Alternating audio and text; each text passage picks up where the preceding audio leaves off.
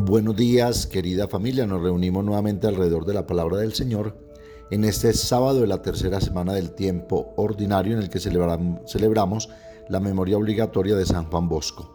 Nos reunimos en el nombre del Padre, y del Hijo, y del Espíritu Santo. Ven, Espíritu Santo, llena los corazones de tus fieles, enciende en ellos el fuego de tu amor y renovarás la faz de la tierra. Espíritu Santo, ilumínanos y santifícanos.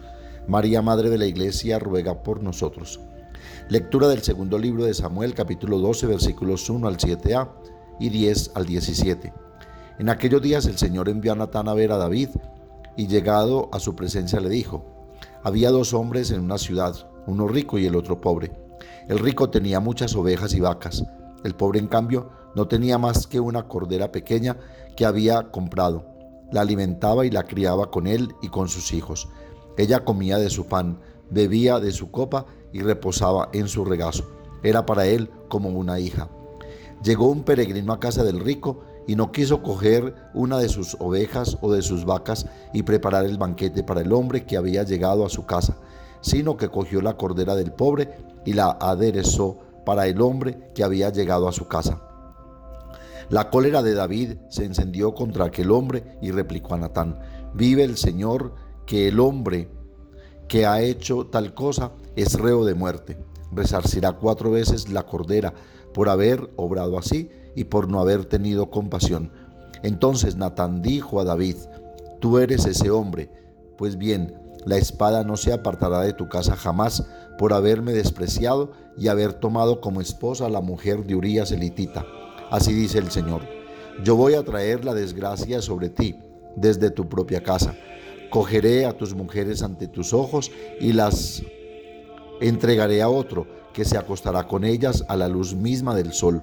Tú has obrado a escondidas. Yo, en cambio, haré esto a la vista de todo Israel y a la luz del sol. David respondió a Natán: he pecado contra el Señor. Y Natán le dijo: también el Señor ha perdonado tu pecado, no morirás. Ahora bien, por haber despreciado al Señor con esa acción, el hijo que te va a nacer morirá sin remedio. Natán se fue a su casa. El Señor hirió al niño que la mujer de Urías había dado a David y cayó enfermo. David oró con insistencia a Dios por el niño. Ayunaba y pasaba las noches acostado en tierra. Los ancianos de su casa se acercaron a él e intentaban obligarlo a que se levantara del suelo, pero no accedió ni quiso tomar con ellos alimento alguno. Palabra de Dios. Salmo 50. Oh Dios, crea en mí un corazón puro. Oh Dios, crea en mí un corazón puro, renuévame por dentro con espíritu firme. No me arrojes lejos de tu rostro, no me quites tu Santo Espíritu. Devuélveme la alegría de tu salvación, afiánzame con espíritu generoso. Enseñaré a los malvados tus caminos, los pecadores volverán a ti. Líbrame de la sangre, oh Dios, Dios Salvador mío, y cantará mi lengua tu justicia. Señor, me abrirás los labios, y mi boca proclamará tu alabanza. Lectura del Santo Evangelio según San Marcos. Aquel día, al atardecer, dice Jesús a sus discípulos: vamos a la otra orilla. Dejando a la gente, se lo llevaron en barca como estaba. Otras barcas lo acompañaban. Se levantó una fuerte tempestad y las olas rompían contra la barca hasta casi llenarla de agua. Él estaba en la popa, dormido sobre un cabezal. Lo despertaron diciéndole: Maestro, ¿no te importa que perezcamos? Se puso en pie, increpó al viento y dijo al mar: silencio, enmudece. El viento cesó y vino una gran calma. Él les dijo: ¿por qué tienen miedo? ¿Aún no tienen fe?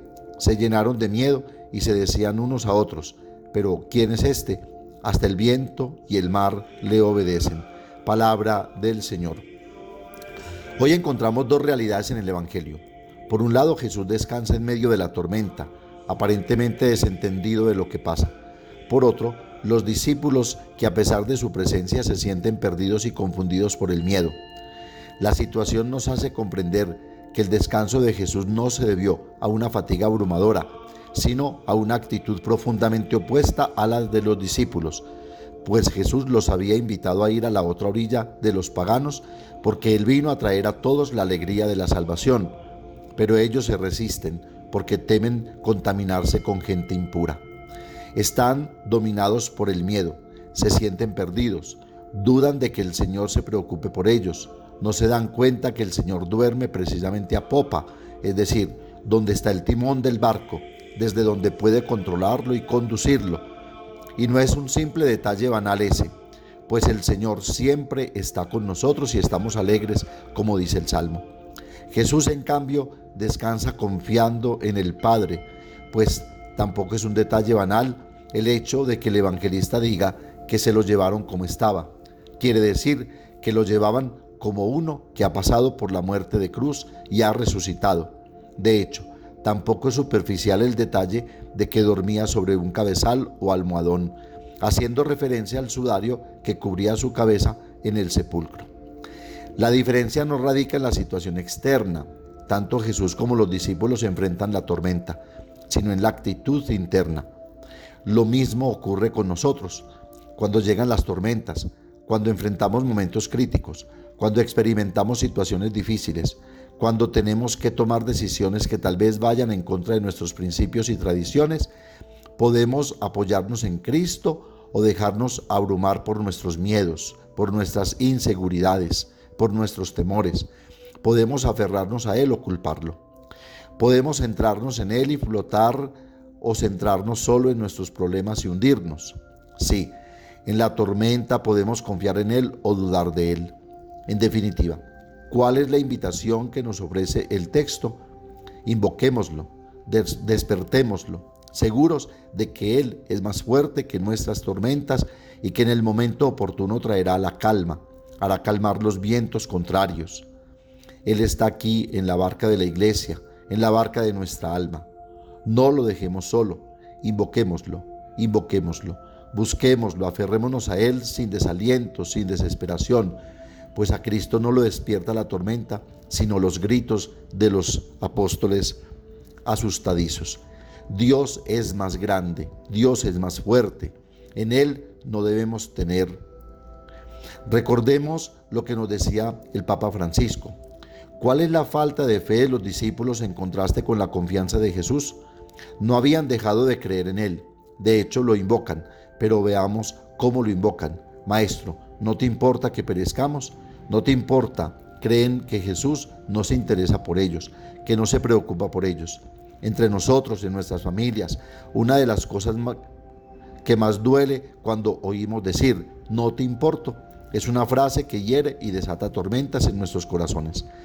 Habría estremecido también a Jesús, porque nadie se preocupa por nosotros más que Él. De hecho, una vez que lo invocan, salva a sus discípulos desanimados. La tormenta expone nuestra vulnerabilidad y deja al descubierto esas falsas y superfluas certezas en torno a las cuales hemos constituido nuestras agendas, nuestros proyectos, nuestros hábitos y prioridades. Nos muestra cómo hemos dejado latente y abandonado precisamente aquello que nutre, sostiene y fortalece nuestras vidas y a nuestra comunidad. La tormenta deja al descubierto todas nuestras ideas preconcebidas y el olvido de lo que alimentaba el alma de nuestro pueblo. Todos esos intentos de anestesiarnos con formas de pensar y actuar que supuestamente nos salvan, pero que son incapaces de conectarnos con nuestras raíces y evocar el recuerdo de quienes nos precedieron. Así nos privan de la inmunidad necesaria para afrontar la adversidad. En la tormenta, la fachada de esos estereotipos con los que enmascaramos nuestros egos, siempre preocupados por nuestra imagen, se derrumba y una vez más queda al descubierto esa bendita pertenencia común de la que no podemos ser privados, nuestra pertenencia como hermanos y hermanas. ¿Por qué tenéis miedo? ¿Aún no tenéis fe? La fe comienza a reconocer nuestra necesidad de salvación. No somos autosuficientes, solos nos hundimos.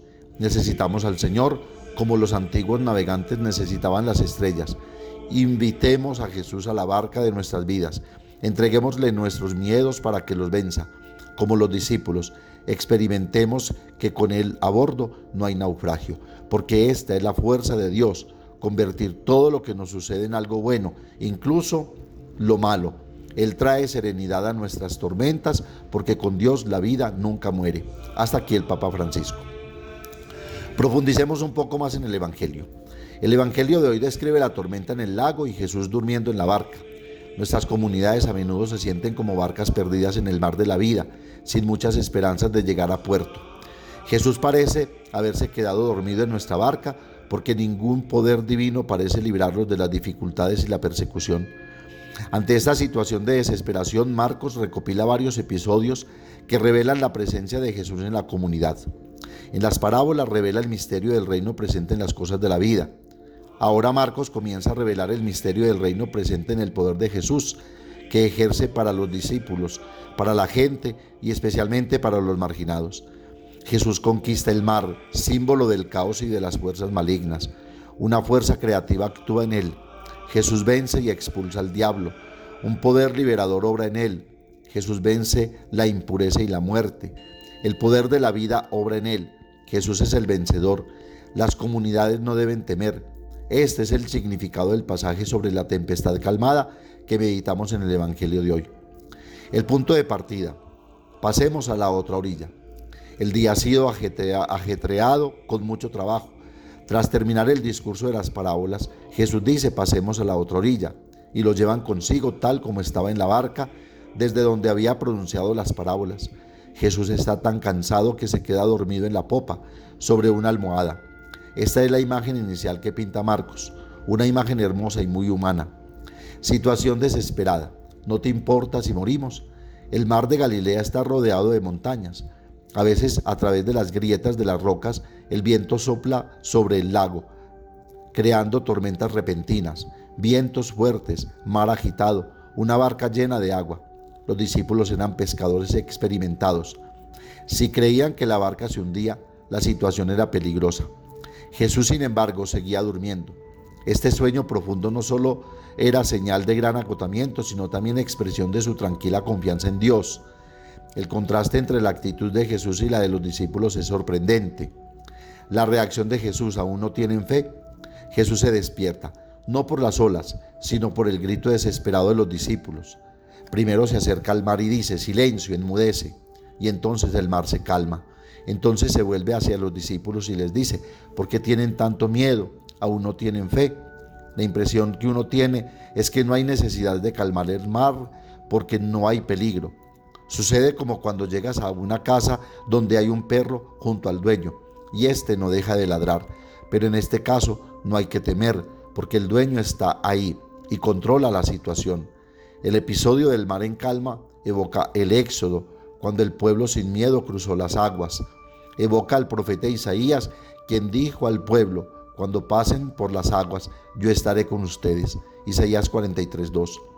Jesús retoma el Éxodo y cumple la profecía anunciada en el Salmo 107 o 106.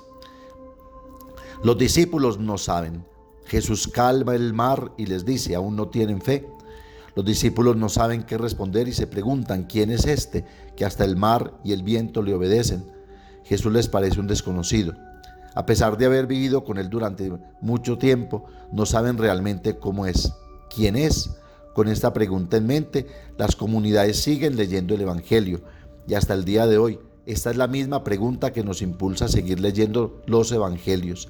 Es el deseo de comprender cada vez mejor el significado que Jesús tiene en nuestras vidas, pues Dios siempre nos sorprende con modos insospechados de obrar. ¿Quién es Jesús? Marcos comienza su Evangelio diciendo: el principio de la buena nueva de Jesucristo, el Hijo de Dios. Al final, en la hora de la muerte de Jesús, un soldado pagano declara verdaderamente: este era el Hijo de Dios. Ahí se responde a esa pregunta de quién es Jesús. Al principio y al final del Evangelio, Jesús es llamado Hijo de Dios. Entre el principio y el final, sin embargo, aparecen muchos otros nombres para Jesús. Demos alguna lista: Mesías o Cristo, Señor, Hijo amado, Santo de Dios, Nazareno, Hijo del hombre, Esposo, Hijo de Dios, Hijo del Dios Altísimo, Carpintero, Hijo de María, Profeta, Maestro, Hijo de David, Bendito, Hijo, Pastor, Hijo de Dios bendito, Rey de los judíos, Rey de Israel. Todo nombre o título atribuido intenta expresar lo que Jesús significaba para la gente. Pero un nombre, por hermoso que sea, jamás puede revelar el misterio de una persona, y mucho menos de la persona de Jesús. Además, algunos de estos nombres dados a Jesús incluso los más importantes y tradicionales, son cuestionados por el propio Evangelio de Marcos. Así, a medida que avanzamos en la lectura del Evangelio, Marcos nos obliga a reconsiderar nuestras ideas y a preguntarnos cada vez de nuevo, pero en última instancia, ¿quién es Jesús para mí? ¿Quién es Jesús para nosotros? Cuanto más leemos el Evangelio de Marcos, más se desmoronan los títulos y criterios. Jesús no encaja en ninguno de estos nombres, en ningún esquema, en ningún título. Él es el más grande. Poco a poco, el lector abandona el deseo de encajar a Jesús en un concepto conocido o una idea preconcebida y acepta la forma en que se presenta. El amor capta la esencia, no la mente. A veces las aguas del mar de la vida amenazan con ahogarnos. ¿Quién puede salvarnos? ¿Cómo era el mar embravecido en tiempos de Jesús? ¿Cómo era el mar embravecido cuando Marcos escribió su evangelio? ¿Cómo es el mar embravecido para nosotros hoy? Pidamos a la Santísima Virgen María nos ayude a serenar el mar de nuestras vidas, de nuestros miedos y preocupaciones, con la palabra salvadora de su Hijo Jesucristo, de tal manera que, serenados por Él, podamos dar siempre respuesta a nuestra más grande inquietud de quién es Jesús y qué vino a hacer por nosotros. Amén. Padre nuestro que estás en el cielo, santificado sea tu nombre. Venga a nosotros tu reino, hágase tu voluntad en la tierra como en el cielo. Danos hoy nuestro pan de cada día, perdona nuestras ofensas, como también nosotros perdonamos a los que nos ofenden. No nos dejes caer en la tentación y líbranos del mal. El Señor esté con ustedes y la bendición de Dios Todopoderoso, Padre, Hijo y Espíritu Santo, descienda sobre ustedes y los acompañe siempre. Que tengan un feliz día y recuerden que los padres de la parroquia los queremos mucho.